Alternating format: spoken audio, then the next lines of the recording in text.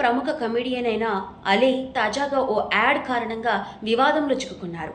ఇటీవల ఆయన నటించిన ఒక సోప్ ప్రకటన సోషల్ మీడియాలో పెద్ద చర్చకు దారితీస్తుంది.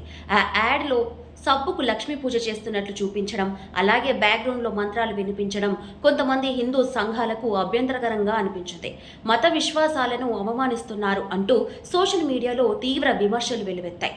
అయితే ఈ వివాదం మరింత పెరగడంతో అలీ వెంటనే స్పందించారు.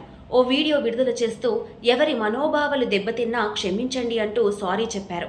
అలీ మాట్లాడుతూ ముంబైకి చెందిన ఒక కంపెనీ యాడ్ చేయమని అడిగిందని, వినోదం కోసమే చేశాను తప్ప ఎవరిని కూడా బాధ పెట్టాలనే ఉద్దేశం లేదు అని తెలిపారు.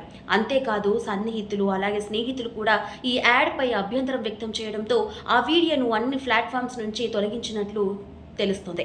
అయితే సోషల్ మీడియా యుగంలో సెలబ్రిటీలు చేసే ప్రతి ప్రకటనపై ప్రజలు ఎంత సున్నితంగా స్పందిస్తారో ఈ ఘటన మరోసారి నిరూపించింది. ఇప్పటికే అలీ క్షమాపణలు చెప్పడంతో ఈ వివాదం కొంతవరకు సద్దుమణిగినట్లు కనిపిస్తుంది.